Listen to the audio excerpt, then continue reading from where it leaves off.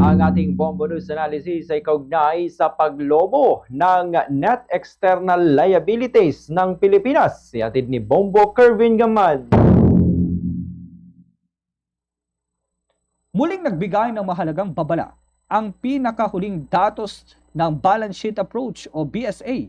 Lumobo ng 7.1% ang net external liabilities ng Pilipinas mula sa 3.5 trillion pesos noong unang quarter tungo sa 3.7 trillion pesos sa ikalawang quarter ng 2025. Sa madaling salita, mas malaki na ang ating pagkakautang sa labas ng bansa kaysa sa hawak nating yaman sa kanila. Ayon sa ulat, ang pagtaas na ito ay dulot ng mas agresibong pangungutang at pagpupondo ng mga korporasyon mula sa mga dayuhan, gayon din ng patuloy na pagtaas ng utang ng pamahalaan sa mga non-residents. Samantala, binawasan naman ng Bangko Sentral ang pamumuhunan nito sa foreign debt security, isang indikasyon ng mas maingat na paghawak sa panlabas na panganib. Hindi masama ang pangungutang kung ito ay ginagamit sa produktibong pamumuhunan. Hindi masama ang pangungutang kung ito ay ginagamit sa produktibong pamumuhunan, sa infrastruktura, industriya, teknolohiya at serbisyong nagpapalago sa ekonomiya. Ngunit, nagiging delikado ito kung nauuwi sa labis na pag-asa sa panlabas na pondo habang hindi kasabay ang paglakas ng lokal na produksyon at kakayahang magbayad. Dapat tandaan, ang external liabilities ay hindi lamang numero sa papel.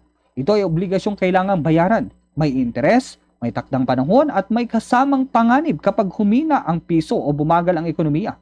Bagaman positibo na mahigit 70% ng utang ng pamahalaan ay denominated sa sariling pera na nagbibigay proteksyon laban sa biglaang paggalaw ng palitan, hindi nito tinatanggal ang katotohanang mas lumalaki ang pasanin ng hinaharap na henerasyon. Ang mas nakakabahala, malaking bahagi ng pangungutang ay nagmumula sa pribadong sektor na umaasa sa dayuhang kapital. Kapag nagbago ang pandaigdigang klima ng pamumuhunan, halimbawa ay tumaas ang interest rates, nagkaroon ng krisis sa labas, mabilis itong makakapekto sa ating mga negosyo, trabaho at kita. Ang BSA ay hindi basta technical na ulat.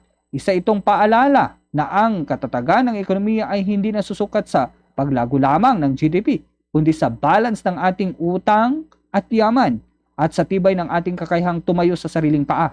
Sa huli, hindi ang laki ng ekonomiya ang tunay na sukatan ng lakas ng bansa, kundi ang kalidad ng paglago nito.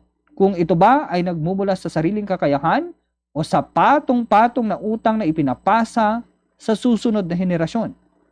Ang tanong ngayon, lumalago ba tayo o lalo lamang tayong nalulubog? Yan ang ating Bombo News Analysis. Ako si Bombo Kervin Gamad, Basta Radyo, Bombo!